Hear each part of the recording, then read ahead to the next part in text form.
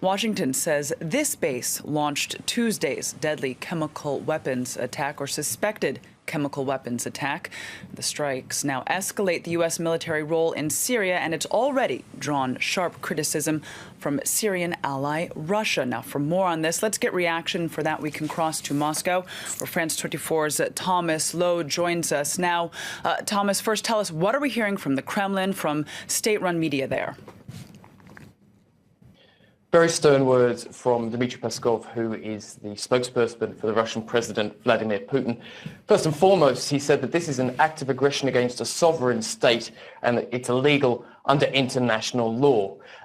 Also said that he feels that the US has carried out this strike on this airfield, destroying some 20 planes, a lot of infrastructure destroyed there on the Syrian side, to distract from what's happening in Iraq. Obviously, the US continues to carry out airstrikes on Mosul, where more than 100 civilians have been killed as Islamic State fighters use them as civilian shields. Now, this could be key going into the future. Peskov, the spokesperson for Vladimir Putin, saying that this is a big blow to relations, that it's going to impair the links between Russia and between the US. And up until very recently, we saw Moscow really hoping, very publicly pushing for much better relations between the two countries. Certainly the lower house of the Russian parliament applauded when they heard that Donald Trump had been elected the new president of the US just over 3 months ago.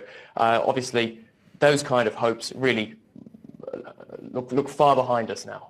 Thomas, we'll touch upon U.S.-Russian relations again in just a minute. I want to go back to what you mentioned in terms of infrastructure at this airbase. Of course, we do know that Russian military is present in Syria. Do we have any indication as to if there was any Russian casualties or any involvement there at this airbase? What do we know? At this point, we're told that there haven't been any casualties. If there are, which remains a possibility, that hasn't been made public as yet. Now, what we've heard is that messages were sent from the Pentagon through military channels, to make sure that there were no Russian personnel on that airbase. And as you absolutely correctly said, there normally are. There's a small contingent. We don't know exactly how many, but they've been based there for quite a long time, as have fighters from Iran and from its proxy Hezbollah from Lebanon. Russia does have a huge presence on the coast, on the west coast of Syria, where it has a naval base and an air base, and there it has thousands of soldiers based, which are protected by anti-air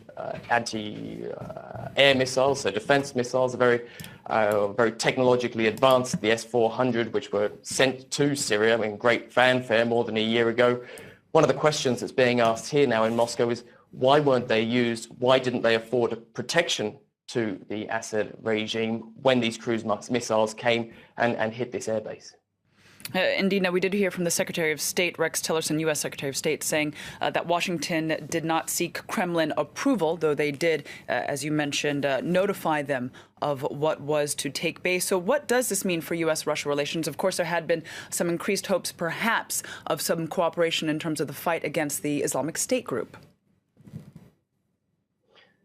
Well, you'd have to say that at this point, they're fairly dead in the water. We've heard a number of politicians coming out, senior politicians from the Duma, the lower house of parliament, saying that, quite frankly, relations now between the two countries are at a point as low as they were under the former US President Barack Obama. And that's really saying something, because the level of deep hatred among really profound dislike for Obama from Moscow, reaching all the way up into the higher echelons of power, was really tangible. So I think that gives some kind of idea of where we are today. Obviously, those relations, the possibility that relations between Russia and the US could improve, have been dealt a serious blow previously by allegations of hacking, allegations of election rigging, and perhaps strong allegations that Moscow tried to get Donald Trump into power. If they did, it could be,